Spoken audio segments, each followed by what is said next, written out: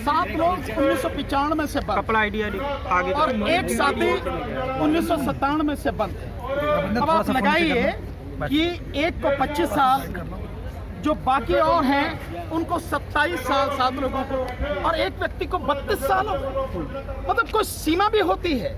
और अभी तक उनके खिलाफ आरोप भी सिद्ध नहीं हुआ। तो आरोप भी सिद्ध नहीं हुआ, मुकदमा अभी चल रहा है। कब तक लेके जाएंगे आप मुकदमा को? एक बात सोचिए जरा कि कल वो लोग मुकदमे में बरी हो जाएं, तो ये जो उनके 25 साल 27 साल 32 साल जेल में गुजरे हैं, उनके परिवारों ने जो भुगता है, जो अपमान समाज में होता है कि एक व्यक्ति अपराध में बंद है, उसका दंड कौन भुगतेगा?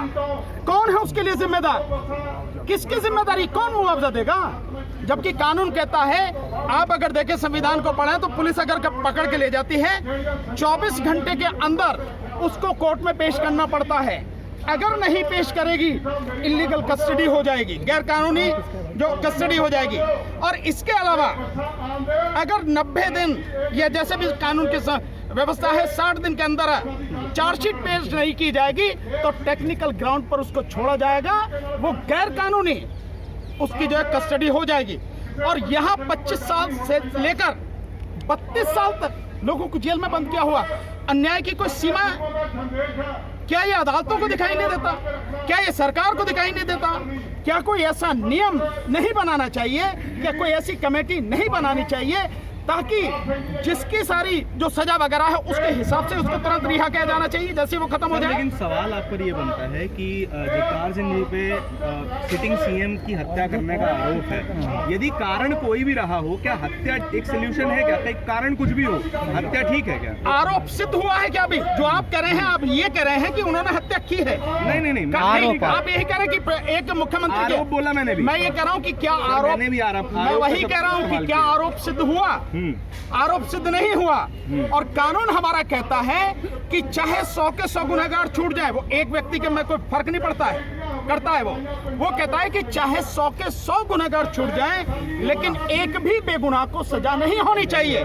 और अभी श्री जगतार सिंह हवारा साहब पर आरोप सिद्ध नहीं हुआ, तो इसका मतलब ये है, कानून आगे ये भी कहता है कि जब तक सिद्ध ना हो हर व्यक्ति निर्दोष है। तो क्या मतलब इसका? मतलब एक निर्दोष व्यक्ति को, जो कानून ही कह रहा है, संविधान ही कह रहा है, कोर्ट जिस पर चलती है, और कोर्ट कहती भी है, सुप्रीम कोर्ट ने कई बार कहा है कि bail is a rule and rejection is exception, यानी कि बेल देना एक नियम है और बेल को मना करना ये एक अपवाद है। बावजूद उसके आप 27 साल में नहीं दे रहे। आप जाके वहां से उनका वही मंगा लीजिए कि उनका व्यवहार कैसा है, और अगर आप जेल मैनुअल के तहत इस सबको जो है काउंट करोगे तो उसके हिसाब से तो इनकी सजा, जिनको 25 साल की सजा जो काट चुके हैं, वो सजा 35 साल से भी ज्यादा होगी जेल मैनुअल के हिसाब से।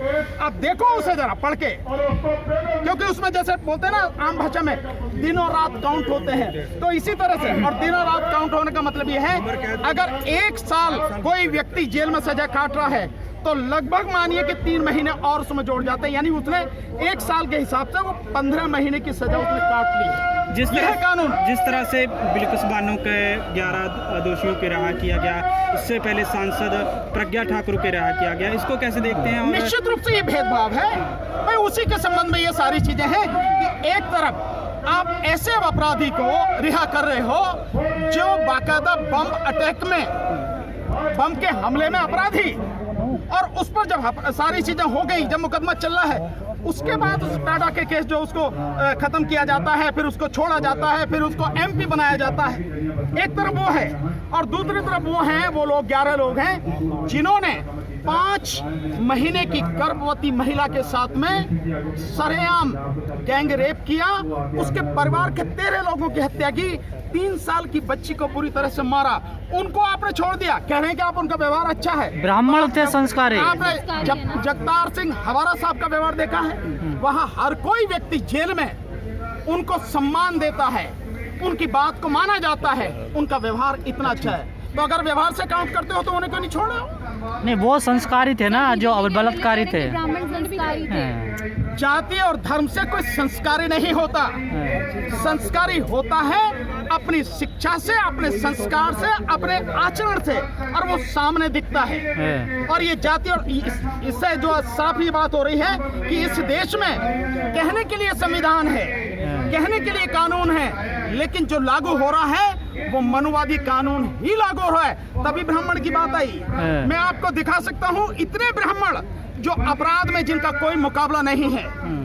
आप सब भूले तो नहीं होंगे जब एनकाउंटर हुआ था उसका, विकास दुबे का, कितनी सारी चीजें सामने आई। तो आप इसे कैसे देखेंगे?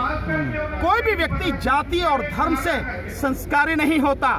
संस्कारी होता है अपने अच्छे गुणों से, संस्कारी होता है वो शिक्षा से, और संस्कारी होता है अपने आचरण से, अपने चरित्र से। आपने कहा कि आरोप सिद्ध नहीं हुआ है, तो क्या कानून में प्रावधान है कि आरोप सिद्ध नहीं हो तो इतने लंबे समय तक? बिल्कुल, कैसे ले जाएंगे आप? भाई कम से कम बेल तो दे सकते हैं। जब सुप्रीम कोर्ट बार बार कहती है कि बेल इज अ रूल, तो आप, और भाई जब होता रहेगा मुकदमा। आप 27 साल हो गए, 32 साल और चलाओ आप 27 साल, कोई फर्क नहीं पड़ता। लेकिन आदमी को आप बेल तो दें, आप कम से कम बेल पर तो रिहा करें, क्योंकि आप ही कहते हैं कि जब तक सिद्ध ना हो जाए हर व्यक्ति निर्दोष है। तो हम तो कानून की बात कर रहे हैं ना, हम कोई आपसे भीख नहीं मांग रहे।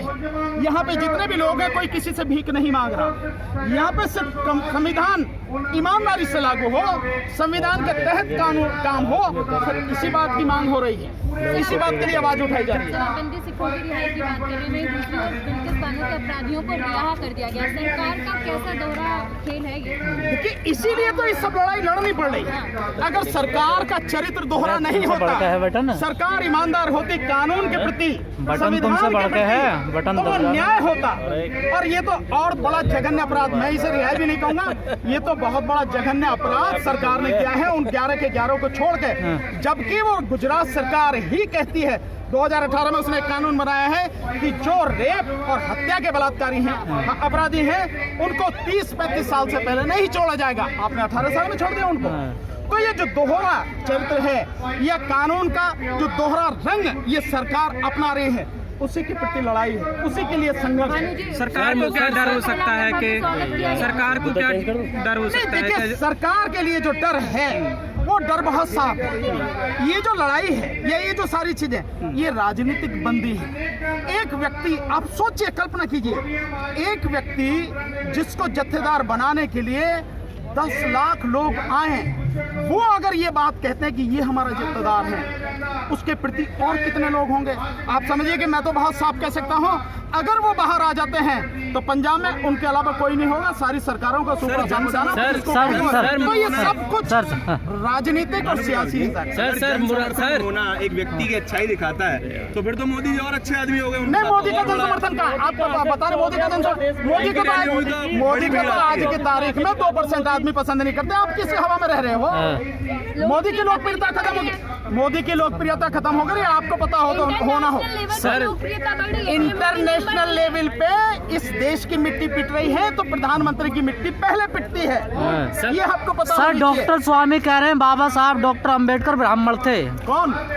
सुब्रमण्यम स्वामी। भैया, तेरे से हमें सर्टिफिकेट नहीं चाहिए, तू अपनी जुबान को बंद ही रख तो ही बेहतर है। बाबा साहब कौन थे ये पूरी दुनिया जानती है, उससे सर्टिफिकेट नहीं चाहिए। आप पूछे, आप क्या पूछे? सर, मैं सवाल कर रही थी कि बीजेपी के नेता ने जो भी स्टेटमेंट दिया बिल्किस बानो के बाद, उसके बाद उन आरोपियों का भव्य स्वागत किया गया फूल माला फैलाकर। कहीं ना कहीं ये और आरोपियों का, अपराधियों का जो है हौसला अफजाई नहीं करेगा? निश्चित रूप से भाई, ये अपराध को बढ़ावा है। लेकिन बीजेपी का चरित्र ही ये है कि जो अपराधी हैं, कातिल हैं, जिन्होंने जो है मर्डर किए हैं, जिन्होंने रेप किए हैं, जिन्होंने भयानक रूप से भ्रष्टाचार किया है, हर तरह के अपराध में। और अभी तो एक आपको सामने आ रही होगी एक वीडियो, आप देख रहे हो कि एक जो बच्चा चोरी हुआ है, बच्चा चोरी भी जो उसके बीजेपी के पार्षद की मिला है। तो हर तरह के अपराध में जो लोग संलग्न हैं, उन सबको अपने साथ में लेना, उन सबको संरक्षण देना, उन सबको फूल माला है पहनाना, उनका सम्मान करना, तो बीजेपी का चरित्र है। इसलिए अपराधियों के हौसले बढ़ रहे हैं, अन्यथा अपराध कैसे बढ़ सकते हैं? ये स्थिति तो आप जो कह रहे हैं बिल्कुल सही। सर मुरादाबाद में गुजरात में चुनाव है तो क्या उसके मद्देनजर उन अपराधियों को छोड़ा गया? निश्चित रूप से जो ये कहा जा रहा है कि वो ब्राह्मण है, इसका मतलब क्या है भाई? ये जो सारी चीजें हैं वो राजनीति के तहत है सब कुछ, इसलिए उनको छोड़ा गया है। और उसका राजनीतिक लाभ मिल सके। अन्यथा ऐसे समय में, और ये इससे ज्यादा डूब के मरने की प्रधानमंत्री के लिए है स्थिति कि जिस समय वो लाल किले से कह रहे हैं उसी दिन शाम को उन्हें छोड़ दिया जा रहा है। तो प्रधानमंत्री का चरित्र भी इसमें दिखाई दे रहा है, तो यही तो प्रधानमंत्री महिलाओं की का राजनीति सम्मान भी है। दिखाई दे रही है। दोनों मुरादाबाद में लीगल ग्राउंड्स में क्या कनेक्शन देखते हैं किसमें?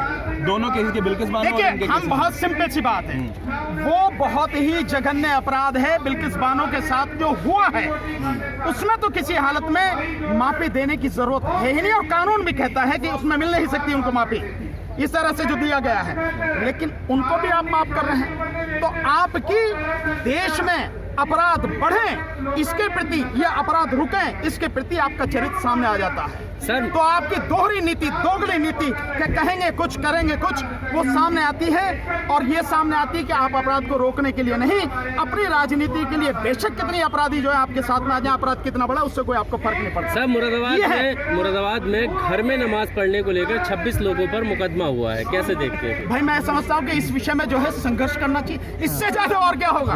यानी तुम घर में भी नमाज नहीं पढ़ने दोगे। मैं समझता हूँ इसका तबीयत से विरोध होना चाहिए।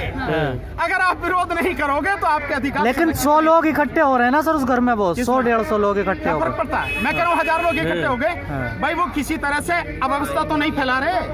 वो लोग कहीं भी सड़क पर तो किसी तरह का व्यवधान नहीं डाल रहे। मीडिया खतरा बता रहा है देश को। अरे मीडिया को तो खतरा क्योंकि जब तक मोदी है सबको खतरा ही खतरा है क्या? पहले पार्कों में भी दिक्कत, लेकिन अब घर में दिक्कत है, अब क्या करेंगे? देखिए, ये उस राजनीति के तहत हो रहा है जो इस देश को लगातार बांटने और तोड़ने की कोशिश कर रही है। इस देश में जो गंदगी फैलाई जा रही है ये उसी मानसिकता के तहत हो रहा है, अन्यथा कोई मतलब नहीं है। चलिए ठीक है सर, सर। अभी राजनाथ सिंह का हाल फिलहाल में एक बयान आया कि जिस तरीके से महात्मा गांधी के अंदर